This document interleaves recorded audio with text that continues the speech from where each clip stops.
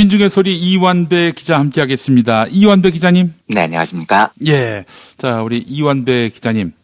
고향이 대구시죠? 고향은 서울인데 어렸을 때 대구에서 자랐습니다. 근데 대구에 만약에 북 콘서트 네. 하는데 대구 시민이 안 모인다. 이거는 우리 이완배 기자님을 예수로 만드는 겁니다. 예수가 고향에서 배척을 받았어요. 네. 예. 네. 그저 네. 대구 시민분들을 사랑하고 존경합니다. 예. 많이 와주십시오. 안 온다면은 이제 이완배가 더 이상 여러분에게 충실한 경제 보조학관이 아니라 예수가 되는 거예요. 예. 그러니까 여러분 이완배를 경제 보조학관으로 두실 생각이 있다면 이번 주 대구에서 열리는 토요일 낮 2시 대구 무슨 시어터죠? 꿈꾸는 시어터입니다. 꿈꾸는 시어터에 모여야 하지 않겠습니까? 와주시면 감사하죠. 예. 와주시면 감사합니다. 안 오면은 인간이 아닙니다. 예. 다시 한번 말씀드리지만 인간이 아니에요. 예. 자, 그래요. 우리 이완배 기자님과 이제 대구에서 만나는 날이 얼마 남지 않았습니다. 여러분들 많이 관심 가져주시고 또 동참해 주시면 감사하겠습니다. 자, 오늘 어떤 이야기 해볼까요? 예, 오늘은 어제에 이어서 신재민 전 기재부 사무관 이야기를 하루만 더 해보겠습니다. 예. 이게 이렇게 진지하게 할 이야기인가 싶은 고민도 됩니다. 그런데 이야기가 나온 김에 꼭 전해드리고 싶은 대목이 하나 있어서 하루만 더 이어가 보겠습니다. 예. 본격적으로 이야기를 하기 전에 제가 중학생들을 대상으로 쓴 경제학 책의 한 대목을 읽어보려고 합니다. 절대 책 홍보 아니고요. 그 책이 뭔지 아실 필요도 없습니다. 근데 이 대목을 읽는 이유가 있습니다. 이 문제가 경제학에 대해서 사람들이 가장 심하게 갖는 기초적인 오해이고요. 이 오해는 꼭 풀어야 하기 때문에 제가 중학생들을 대상으로 한 책에서도 이렇게 길게 쓴 겁니다. 한번 읽어보겠습니다. 예. 경제학을 배우면서 우리가 버려야 할 고정관념이 또 하나 있습니다. 빚은 절대 내서는 안 된다는 것입니다. 우리는 습관적으로 적자가 나면 안 되고 항상 흑자가 나야 한다고 생각합니다. 돈이 모자라 빌리는 상황이 되면 뭔가 불안하고 인생을 잘 못 살고 있는 것 같죠. 이는 사실이 아닙니다. 경제학에서 빚은 잘만 사용하면 훌륭한 자산이라고 가르치니까요. 특히 정부의 경우가 더 그렇습니다. 정부가 한 해 살림을 운영하는 것을 재정이라고 부릅니다. 그렇다면 재정 흑자가 더 좋은 걸까요? 재정 적자가 더 좋은 걸까요? 당연히 흑자가 더 좋은 거라고 생각하시나요? 고정관념을 제발 버리세요. 정부는 돈을 버는 기관이 아닙니다. 국민을 위해 돈을 쓰는 기관이지요. 이런 정부가 무엇 때문에 흑자를 낼 필요가 있나요? 정부가 돈 벌어서 꼬박꼬박 저축해 뭐에다 쓰게요. 그렇다고 재정 적자가 반드시 좋은 것도 아닙니다. 거둔 세금보다 돈을 더 쓰면 정부가 이자를 물어야 하는데 이것도 국민에게 부담이 됩니다. 뭐가 정답일까요? 사실 정답은 없습니다. 정부가 그때그때 상황에 맞춰 적절하게 적자와 흑자를 조절해야 합니다. 미국 루스벨트 대통령의 경우 재정 적자를 감수하면서까지 활발한 정부 사업을 벌였습니다. 당시가 대공황 시기였다는 점을 감안하면 루스벨트의 이런 과감한 정책은 정답에 가깝습니다. 반대로 경제가 잘 돌아가고 있고 굳이 국가가 사업을 확대하지 않아도 되는 시기에 쓸데없이 정부가 돈을 펑펑 써서 재정 적자가 나는 것은 잘못된 것입니다. 결국 적자이건 흑자이건 상황에 맞게 정부가 현명한 판단을 내려야 한다는 겁니다. 다만 한 가지 꼭 명심해야 할 것은 재정 적자가 반드시 나쁜 것이 아니라는 점이랍니다. 이렇게 적었습니다. 예. 무슨 말인지 이해가 다 되시죠? 네. 경제가 안 좋을 때 정부가 적자를 내는 겁니다. 경제가 좋을 때에는 그 적자를 갚는 거고요. 이걸 적절하게 하는 게 정부의 역할입니다. 제가 계속 그 책에서 이걸 강조했던 이유는 제발 정부의 적자는 나쁜 거다라는 고정관념을 버려달라는 겁니다. 사람들은 본능적으로 적자는 나쁜 거야, 빚은 나쁜 거야 이런 관념에서 헤어나오기 어렵기 때문에 강조했던 거죠. 그런데 신재민 씨는 나는 정부의 빚을 줄이고 적자를 줄이는 게 내 사명이라고 생각했다라면서 엄청 비장해했습니다. 경제를 모르는 사람이 이런 이야기를 하면 저는 적자가 나쁜 게 아니고요. 특히 정부 재정 적자는 절대로 나쁜 게 아닙니다라고 설득을 했을 것 같아요. 그런데 이 사람은 제가 과거에 말씀드렸던 속칭 재경행시 출신의 사무관입니다. 사법고시 패스한 사람들과 버금가는 초엘리트로 평가를 받는 집단입니다. 그리고 재경행시를 볼 때요. 필수 과목에 경제학하고 재정학이 들어 있습니다. 이 사람은 경제학과 재정학으로는 우리나라에서 제일 어려운 시험을 통과를 한 사람입니다. 그러면 앞에서 제가 중학생을 대상으로 설명했던 정부의 재정 적자는 나쁜 게 아니다. 이 기초적인 상식을 신재민 씨가 몰랐겠습니까? 모를 수가 없는 겁니다. 당연히 알았을 겁니다. 그래서 저는 신재민 씨의 이번 폭로가 매우 비겁하다고 생각하는 겁니다. 아, 비겁하다. 예. 예. 지금 경제가 좋지 않다고 이야기하잖아요. 그러면 정부가 적자를 감수하고 적극적으로 돈을 쓰는 건 중학생한테 설명해야 될 정도로 기초적인 이야기입니다. 그걸 뻔히 아는 사람이 왜 나는 정부 빚을 줄이고 적자를 줄이는 게 사명이다 이렇게 비장해 했을까요? 이 사람은 알고 있는 거예요. 경제를 잘 모르는 일반인들은 적자를 일단 싫어한다는 사실을 정확히 압니다. 정부가 적자를 내고 그 적자의 이자를 물고 이러면 국민들은 정부가 세금을 낭비한다고 착각합니다. 그래서 선동적으로 정부를 공격할 때 제일 많이 쓰는 수법이 정부가 돈을 펑펑 써서 빚을 졌다 이런 공격이거든요. 예. 그런데 이 공격은 매우 부당합니다. 제가 박근혜의 경제정책을 한 번도 좋게 평가한 적이 없지만 그렇다고 박근혜 때 정부 적자 규모가 커졌다고 비판한 적도 한 번도 없습니다. 찾아보십시오. 없어요. 왜냐? 박근혜가 싫은 건 싫은 거지만 그렇다고 정부가 적자를 내는 걸 공격하는 건 경제학도로서 할 일이 아니거든요. 국민 감정을 매우 악의적으로 선동하는 비열한 짓입니다. 예. 그런데 신재민 씨는 그 비열한 짓을 지금 해요. 사람들이 솔깃할 거 아닙니까? 와, 문재인 정부가 적자를 내서 이자로 국고를 낭비하고 있어. 야, 신재민 설명 들어보니까 5조 국채를 내는 바람에 1년에 1,000억씩 더 쓴대. 이 나쁜 새끼들. 이런 반응이 나올 줄 정확하게 알고 이 지점을 선동을 한 겁니다. 경제학도는 이런 비열한 공격을 하면 안 되는 거거든요. 그쪽에서 이렇게 나오니까 저도 한 가지 신재민 씨한테 물어보겠습니다. 애초에 이 글을 고려대 어디 사이트에 올린 건데 거기에 보면 이런 대목이 있습니다. 2016년 겨울 광화문에서는 나도 촛불을 들고 서 있었다. 촛불 시위를 나가 박근혜 전 대통령의 퇴진을 외쳤을 때 마음은 편했다. 공무원 조직이 행한 부당한 업무 행태까지 정치 권력의 잘못으로 모두 치환시켜버릴 수 있었으니까 공무원의 잘못은 없다. 모두가 박근혜, 최순실의 잘못이다. 정권이 바뀌면 국가는 정상으로 돌아갈 것이다. 공무원은 원래 시키면 시키는 대로 하는 것이다. 정권이 바뀌면 다시 이런 일은 없을 것이다. 라고 생각하면서 이렇게 썼습니다. 예. 이 대목을 보면 신재민 씨도 촛불을 들고 박근혜 퇴진을 외쳤다는 거죠. 그러면 촛불 들고 박근혜 퇴진 외친 사진 몇 장만 공개해 보십시오. 촛불 시위 때 찍은 사진 정도는 있을 거 아닙니까? 글쎄 말입니다. 없다는 게 말이 안 됩니다. 우리가 해봐서 알지만 우리는 내가 시위에 참가했다는 걸 자랑하기 위해서 사진 찍지 않았습니다. 그렇습니다. 기념하기 위해서 찍은 것도 아닙니다. 왜 그때 우리가 사진을 찍고 SNS에 올렸느냐? 절박했기 때문입니다. 더 많은 사람들이 모이기를 간절히 바랐기 때문에 우리는 사진을 찍고 공유를 했습니다. 신재민 씨 당신 입으로 촛불 들고 박근혜 퇴진 외쳤다고 했죠. 그때 사진 몇 장만 공개하세요. 제가 왜 이런 요구를 하느냐. 당신이 먼저 촛불을 팔았기 때문입니다. 나 촛불 든 사람인데 우리가 교체한 정부가 이 모양 이 꼴아지야 라는 드립을 신재민 씨가 먼저 치지 않았으면 저는 신재민 씨가 촛불을 들었건 말았건 관심이 없어요. 그런데 당신은 지금 그 유치한 경제학 주장을 정당화하기 위해서 나 촛불 들었던 사람인데 이러면서 촛불을 팔고 있습니다. 그래서 묻는 겁니다. 그때 정말로 당신 광화문에 있었습니까? 내가 그때 공무원 신분이어서 사진 같은 걸 안 찍었지. 이런 개떡 같은 핑계는 대지 맙시다. 지금 신재민 씨 청와대에 부당한 외압? 이거 폭로한다면서 엄청 용기 있는 척하고 있죠. 예. 마치 거대 권력과 싸우는 투사 코스프레를 하고 있습니다. 그렇게 용기 있는 투사라면 아무리 공무원 신분이어도 촛불 집회 나갔을 때 사진 찍고 공개하고 했을 겁니다. 예. 그거 한번 보자고요. 제가 왜 이런 이야기를 하냐면 지금 신재민 씨가 말하는 내용도 형식도 너무 비열하기 때문입니다.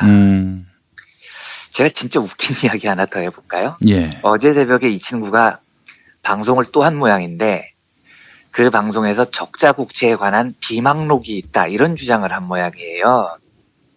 방송 내용이 예. 기재부 여성 서기관이 그러니까 자기 상사죠. 상사가 나에게 비망록을 쓰라고 했다. 이 정권이 바뀌면 분명히 이슈될 일이니까 업무 시간 순서대로 꼼꼼히 작성해두라고 나한테 권했다. 그런데 마지막에 국장이 청와대가 적자 국채 발행하라고 하는 지시를 막아서 국채 발행이 안 되는 바람에 내가 비망록까지는 안 썼다. 하지만 옆에 있던 다른 사무관은 썼다. 그런데 그 사무관이 나를 위해서 비망록을 공개하지는 못할 거다. 이렇게 이야기를 했대요. 예. 여보세요. 네가 쓰지 그랬습니까, 네가. 아니, 네가 그렇게 용기 있는 사람이면 썼어야죠. 심지어 상사인 서기관이 업무 시간 순서대로 작성해두라고 권했다며요. 그럼 매일 썼어야죠, 매일. 그런데 지금 당신 말은 마지막에 국채 발행이 안 됐으니까 안 썼다 이거잖아요. 그러면 그 전까지 쓴 게 있을 거 아닙니까? 공개하세요. 못하죠. 왜요? 안 썼으니까요. 왜 안 썼습니까? 신재민 씨 말이 국채 발행이 안 됐으니까 별 문제가 아니라고 생각했으니 안 쓴 거겠죠. 그러면 그때는 별 문제 아니어서 안 쓴 주제에 왜 지금 와서 이렇게 비장하냐고요. 또 상사가 정권이 바뀌면 꼭 이슈가 될 일이니 증거를 남겨라. 이렇게까지 구체적으로 지시를 했다는 거예요. 그 지시를 쌩 까고 비망록을 안 쓴 사람이 지금 와서 하는 말이 내 옆 사람이 썼어요. 그런데 그 사람이 공개는 못할 거예요. 이러고 있습니다. 제가요. 지금까지 자랑을 안 해서 그렇지 제가 왕년에 가리봉동에서 피 묻은 고무장갑이라는 별명을 갖고 있었던 동네 짱이었어요. 제가 가리봉동 일대 걸어가면 사람들이 홍해 갈라지듯이 쫙 갈라졌습니다. 증거 있냐고요? 없죠, 당연히. 제가 그때 사진을 찍어뒀어야 됐는데 까먹고 사진을 안 찍었네요. 어쩌라는 겁니까, 지금요? 네? 신재민 씨가 겪은 일이 한 점의 거짓도 없는 사실이고 신재민 씨가 정말 자기 주장대로 비장하고 정의로운 공무원이라면 그 비망록을 안 썼을 리가 없습니다. 윗사람이 시키지 않아도 비분 관계에서 정의감에 넘쳐서 그 기록을 했을 거라고요. 심지어 상사가 쓰라고 시켰는데도요. 그런데 안 썼답니다. 옆 사람이 썼대요. 어디 있는지는 모르겠답니다. 장난하는 것도 아니고 이게 뭐냐고요. 신재민 씨가 청와대가 부당한 개입을 했다고 비장해 하는데 정말로 부당한 개입이 뭔지 제가 알려주겠습니다. 예. 2016년 4월에요. 박근혜 정권이 양적 완화라는 걸 추진한다고 공식화한 적이 있었습니다. 양적 완화라는 게 뭐냐면 경기를 부양하는 방식이 두 가지가 있는데 하나는 정부가 돈을 많이 쓰는 겁니다. 적자를 감소하고서라도 정부가 재정 지출을 늘려서 경제에 돈이 돌게 하는 거죠. 요때 정부가 적자를 내는 건 아무 문제가 되지 않는다고 여러 번 말씀드린 바와 같습니다. 예. 또 하나 방식은 아예 돈을 더 찍어서 풀어버리는 겁니다. 경제라는 게 돈이 많이 돌아야 좋아지는 거니까 예. 돈 자체를 왕창 더 찍어버리면 일단 경제 지표가 좋게 나와요. 이걸 양적 완화라고 합니다.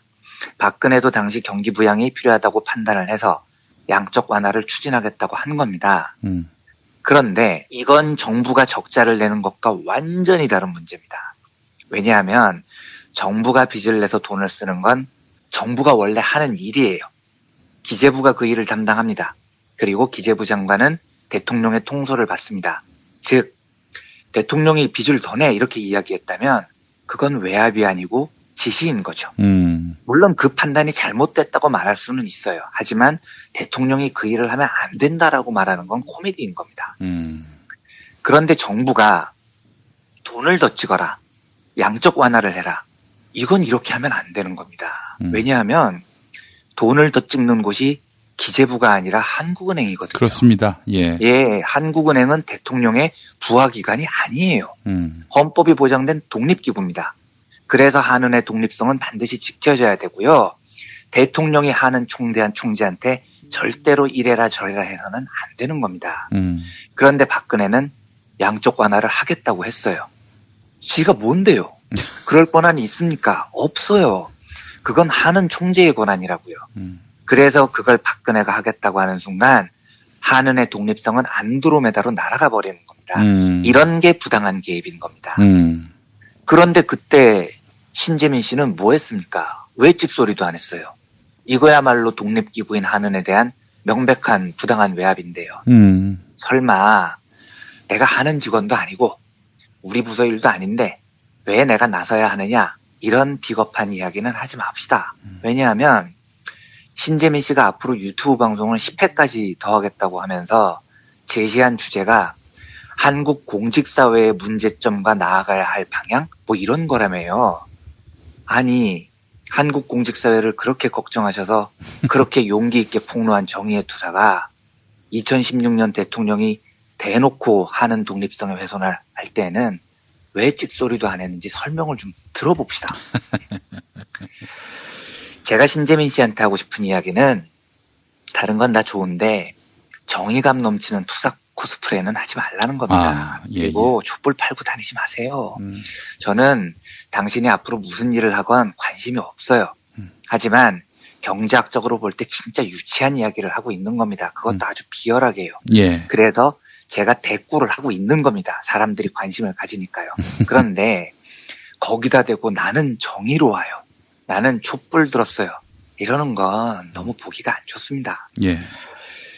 그리고 저는 그 방송을 보지는 않았는데 어제 새벽에 올라온 유튜브 방송 끝에는 이분이 펑펑 울었다고 그러더라고요. 울었어요 또. 예, 아니 왜 울어요? 울지 말고 천천히 또박또박 이야기하세요. 형이 다 들어줄게요. 다 들어주는데 울지 말고 울고 이야기를 합니까?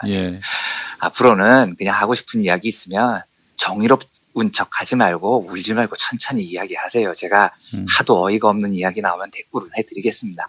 이 정도로 신재민 씨 이야기는 대충 마치겠습니다. 뭐 만약에 신재민 씨 입에서 더 신박한 이야기가 나오지 않는 한 이 사람 이야기는 이 정도면 충분한 것 같습니다. 내일부터는 다른 주제로 브리핑을 드리도록 하겠습니다. 이현배 기자님. 네. 박원석 정의당 전 의원이 쓴 글이 있습니다. 제가 그거 한번 읽어보겠습니다. 네네네. 아마 이완배 기자님 말씀에 좀 더 뒷받침이 될 만한 그런 이야기일 것 같은데, 읽어보겠습니다. 신재민의 말과 글을 보면 청와대는 정책 수립에 절대 개입해서는 안 된다는 신념이 깔려 있다.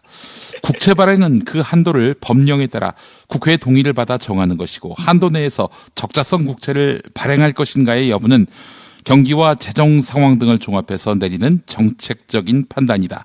일반적으로 세입에 비해서 세출이 부족할 때 적자 국채를 발행하지만 그 반대로 세수가 충분한 경우라도 향후 대규모 정부 투자 등을 감안해서 초과 세수를 세계 잉여금으로 편성해 두고 한도 내에서 국채를 발행하는 정책적 판단을 내린다 한들 그것이 절대적으로 틀렸거나 정치적 판단에 따른 것이라고 단정할 수 없다. 또한 여기서 주무부처인 기재부의 판단이 1차적으로 중요하지만 청와대가 판단을 내리거나 의견을 제시하는 것이 전혀 문제될 일이 아니다.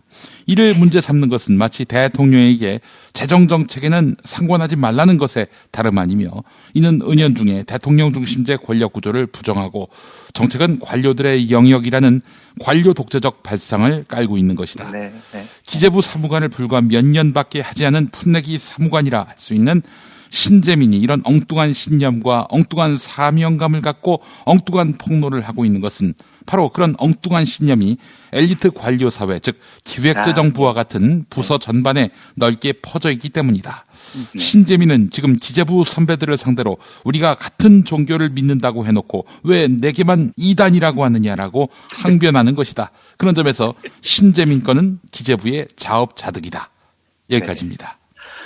매우 품위 있게 매우 멋지게 적어주셨네요. 구구절절 맞는 말씀입니다. 그러니까 그게 재경행시 본 사람들의 그 꼰대 마인드인 거죠. 우리가 결정했는데 대통령이 왜 개기느냐 뭐 이러는 건데요.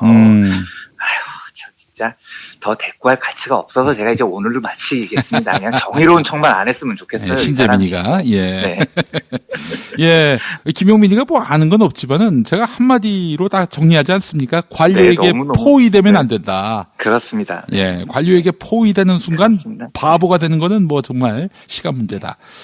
이런 말씀을 또 오늘 거듭 드리면서 이완배 기자님의 오늘 순서 마무리하겠습니다. 수고 많이 하셨습니다. 네, 감사합니다. 자, 대구에서 오는 토요일 낮 2시 꿈꾸는 시어터로 여러분을 초대합니다.